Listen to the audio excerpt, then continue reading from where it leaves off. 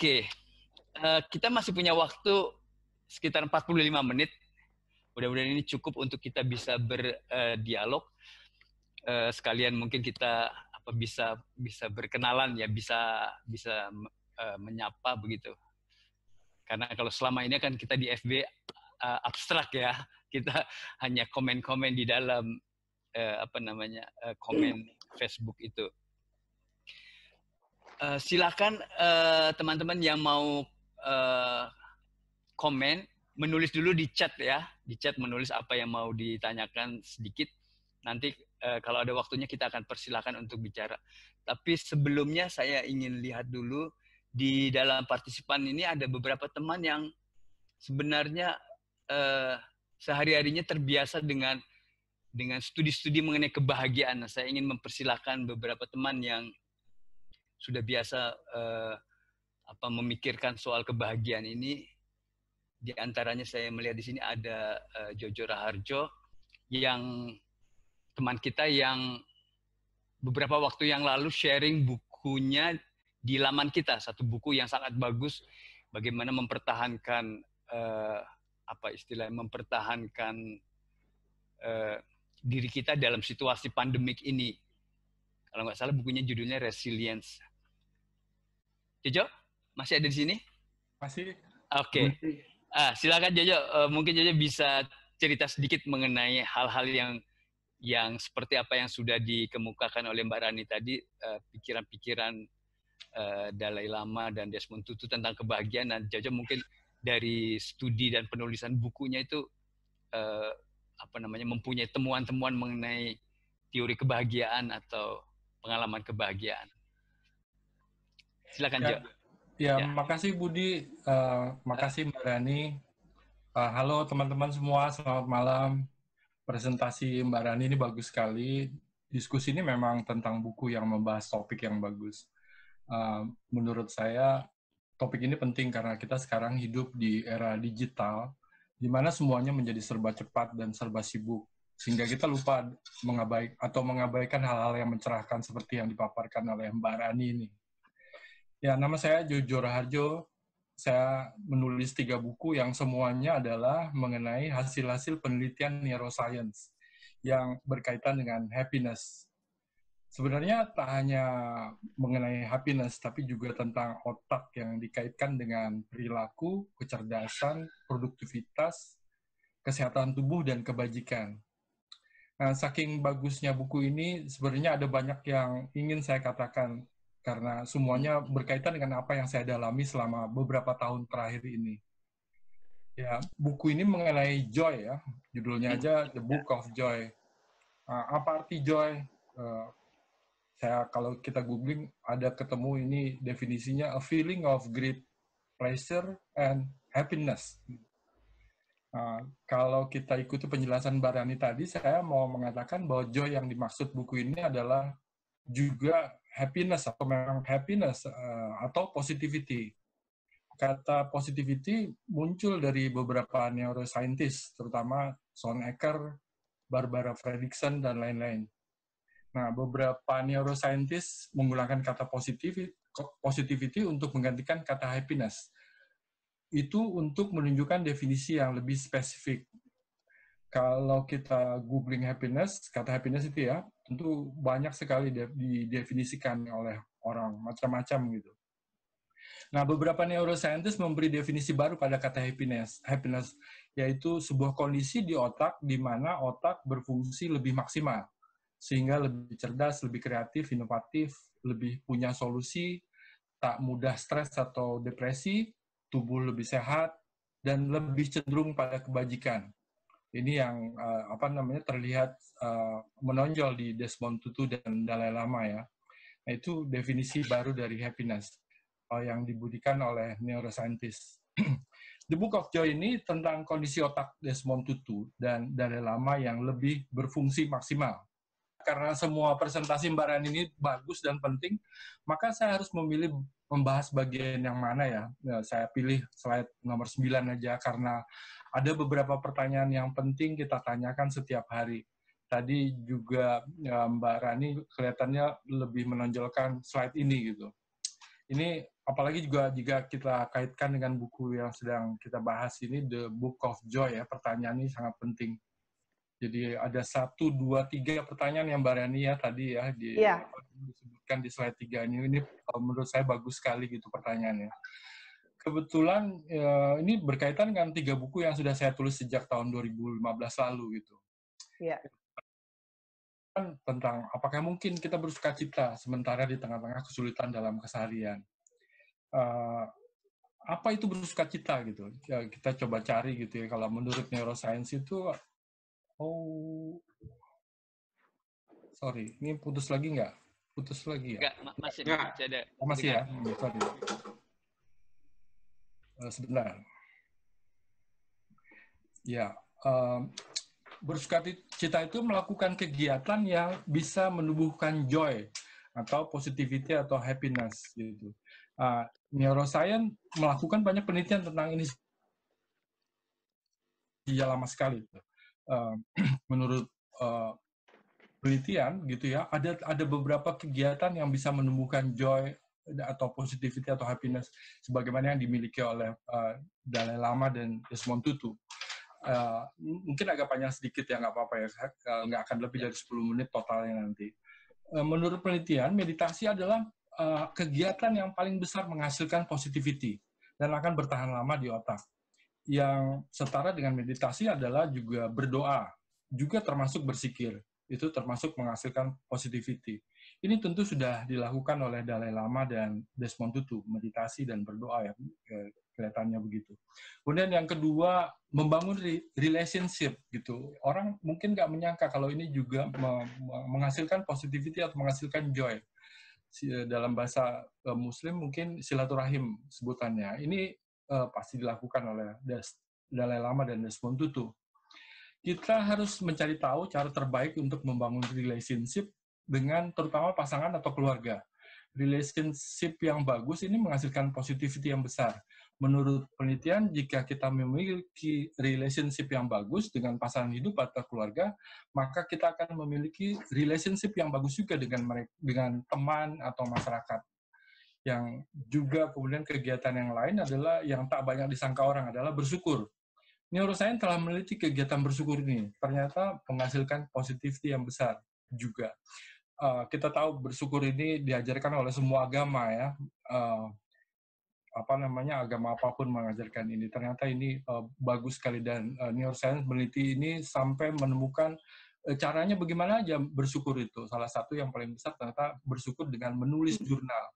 Jadi nggak sekedar diucapkan tapi ditulis di atas kertas, kemudian juga apa yang kita syukuri berubah setiap waktu gitu. Jadi nggak sama terus misalnya ya Tuhan saya bersyukur setelah diberikan rumah gitu. Nanti besok begitu lagi nggak, harus dirubah terus setiap hari, tiap 24 jam terakhir apa yang kita rasakan sebagai hal positif gitu. Kita sebutkan sebagai bersyukur. Lalu kegiatan yang lain juga menghasilkan positivity atau joy itu ternyata berolahraga dan melakukan kebajikan. Jadi setelah kita melakukan kegiatan yang tadi saya sebut meditasi, membangun relationship, terus kemudian bersyukur, itu menghasilkan positivity, itu juga mendorong kita untuk cenderung pada ini berbuat kebajikan. Padahal berbuat kebajikan juga begitu sebaliknya, mendapatkan positivity. Apakah mungkin bersukacita sementara di tengah-tengah kesulitan dalam keseharian? Begitu pertanyaannya ya, yang pertama itu. Apa itu kesulitan dalam keseharian? Kesulitan ini bisa disebut sebagai tantangan hidup yang bisa terjadi kapan aja.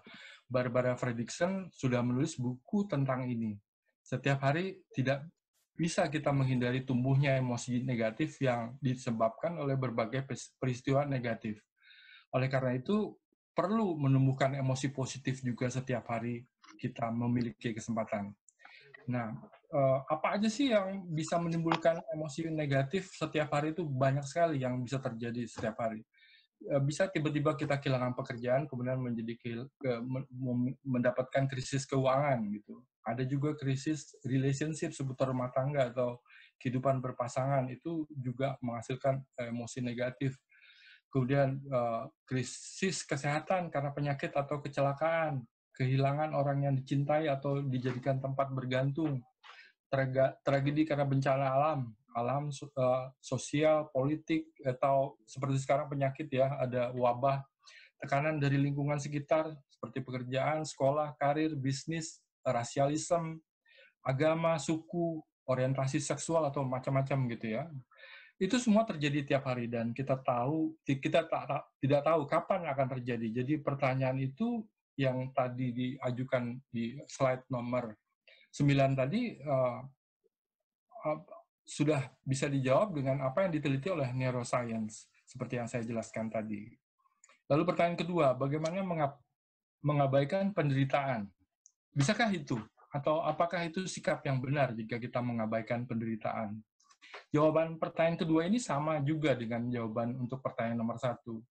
Kenyataan hidup adalah kita bisa berhadapan dengan persoalan hidup atau tantangan hidup yang bisa datang tiap hari atau tiap waktu seperti yang saya jelaskan sebelumnya. Mbak Rani juga tadi sudah menjelaskan juga soal ini, bahwa kita pasti berhadapan dengan segala yang nggak bagus gitu atau yang negatif.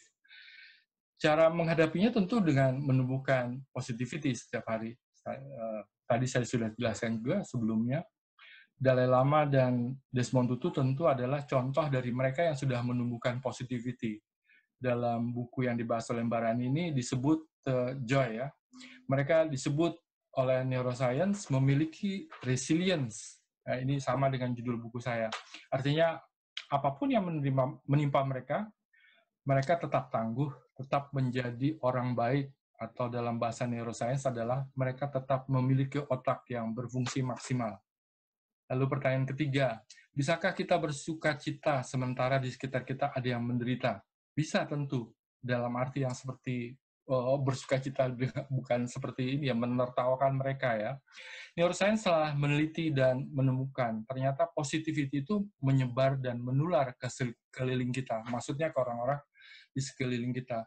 Jadi kita harus memupuk positivity sebanyak yang kita mampu agar nanti positivity yang kita miliki menyebar pula ke sekeliling kita. Itu yang dilakukan Dalai Lama dan Desmond Tutu sepanjang hidupnya. Saya kira begitu ya, Mbak Rani. Jadi begitulah neuroscience melihat buku The Book of Joy ini. 3 pertanyaan di slide nomor 9 itu saya lihat adalah pertanyaan banyak orang yang jika dibuat summary-nya adalah bagaimana sih menjadi orang yang lebih baik dalam berbagai situasi yang baik atau buruk, dalam berbagai situasi apapun gitu ya. Saya kebetulan baru juga menulis tadi seperti sudah disebutkan oleh Budi ya, satu buku berjudul Resilience, tetap tangguh di masa sulit. Dalai Lama dan Desmond Tutu adalah orang yang memiliki resilience, saya kira. Pasti itu. Mereka tangguh di situasi apapun. Mereka juga menjadi inspirasi bagi banyak orang dalam soal kebaikan atau kebajikan di seluruh dunia. Nah, buat teman-teman yang mau membaca buku saya, bisa mendownloadnya gratis di page saya ya. Nah, mungkin nanti saya ketik saja di chat room supaya teman-teman bisa klik ke link itu dan nanti ada link untuk mendownload buku itu ya. Versi cetaknya sebenarnya tersedia, saya baru mencetak beberapa. Jadi saya kira Budi dan Mbak Rani itu dulu tanggapan saya. Kalau nanti ada pertanyaan mungkin bisa saya tambahkan. Terima kasih Budi dan Mbak. Ya, oke. Terima kasih Jojo sudah memberikan perspektif tambahan untuk diskusi kita mengenai The Book of Joy ini. Ya, Mas Budi. Ya. Mas Budi, terima kasih sekali ya Mas Jojo. Tadi sudah banyak sekali menjelaskan mengenai penelitian-penelitian tadi. Tadi pertanyaan-pertanyaan tadi, yang 3 pertanyaan tadi, itu bagus sekali dijawab oleh Dalai Lama dan Desmond Tutu dengan berbagai peristiwa yang mereka alami. Jadi mereka langsung bercerita, dan itu terjadi di Dharamshala. Itu luar biasa. Jadi salah satu contoh ya. Jadi cara-cara bagaimana mengatasi, bagaimana menjalani kehidupan tetap dengan bersukacita, dengan happy ya. Di situasi-situasi pandemi itu semua ada contohnya di dalam buku itu. Di belakang buku itu ada contoh-contohnya. Salah satunya adalah memang meditasi. Dan itu sudah dibuktikan oleh penelitian, ya. Nah, saya mau kasih contoh, saya mau cerita sedikit mengenai Dalai Lama dan Dalai Lama. Ketika Dalai Lama, ketika berada di sana, ketika suatu hari, ketika Dalai Lama berada di Bodh Gaya, ya, ya di Bodh Gaya, itu dia sakit kakinya dan sampai tidak bisa berjalan, sakit kakinya. Dan kita tahu sampai hari ini juga kakinya itu bermasalah kelihatannya. Kemudian dia minta diantar ke rumah sakit untuk terapi, mengatasi sakitnya itu. Dan dia luar biasa merasa sakit sekali, dia bilang begitu ya. Akhirnya diantarlah ke rumah sakit. Tapi rumah sakitnya itu bedanya 2 jam dari Bodh Gaya. Dia jadi harus melalui perjalanan selama 2 jam untuk sampai ke rumah sakit. Nah, di dalam perjalanan, dia melihat seorang bapak tua yang tampak wajahnya lusuh, memakai baju compang-camping, bahkan tidak memakai sepatu, ya, tidak memakai alas kaki, dan sangat, ibaratnya kalau orang Indonesia bilang kucel gitu ya. Jadi kelihatan sekali orang ini sangat miskin, ya, dan sangat menderita. Nah, Dalai Lama melihat bapak tua ini. Apa yang dia lakukan? Dia munculkan emosi positif di dalam dirinya ketika melihat bapak tua ini, dan sambil meditasi dia munculkan emosi positif dalam dirinya, kemudian dia mendoakan bapak tua itu. Lalu apa yang terjadi? Sampai rumah sakit, kakinya itu hilang sakitnya, rasa sakit itu hilang. Berkurang. Ya. Nah, itu caranya. Itu tadi meditasi tadi itu ya, bahwa meditasi itu akan sangat berpengaruh bagaimana kita mengatasi sengsara itu tadi ya. Jadi bagaimana Dalai Lama, dia kan sakit sekali kakinya itu. Dia menderita dengan sakitnya. Tapi bagaimana cara mengatasinya itu? Yaitu ketika dia melihat orang lain yang menderita. Dan dia doakan orang yang menderita itu. Nah, satu cerita lagi mengenai Desmond Tutu. Desmond Tutu ini mengalami penderitaan kanker prostat. Nah, setiap kali dia kambuh kansernya itu, kita tahulah sakit kanker itu adalah sakit yang luar biasa sakitnya. Ya, kita bisa tanya pada orang-orang yang menderita kanker, itu luar biasa sakitnya. Nah, lalu apa yang dilakukan oleh Desmond Tutu ketika sakitnya itu kambuh? Again, dia diam, hening sejenak, lalu dia membayangkan orang-orang di dunia ini yang juga menderita sakit. Satu. Kedua, dia membayangkan orang-orang yang ada di rumah sakit yang bekerja membantu orang-orang sakit, membantu seperti misalnya para dokter, perawat yang sudah para dokter dan para perawat yang melayani orang-orang sakit itu. Jadi dia membayangkan itu semuanya, dan itu ternyata bisa mengatasi rasa sakitnya itu, rasa kambuhnya itu. Nah, jadi ini luar biasa contoh dari Dalai Lama dan Desmond Tutu. Instead of kita itu grumbling dengan suatu situasi, kenapa kita nggak membayangkan sesuatu yang positif, membayangkan orang lain yang juga menderita di dunia ini, lalu mendoakan mereka. Nah, itu akan mengurangi penderitaan kita.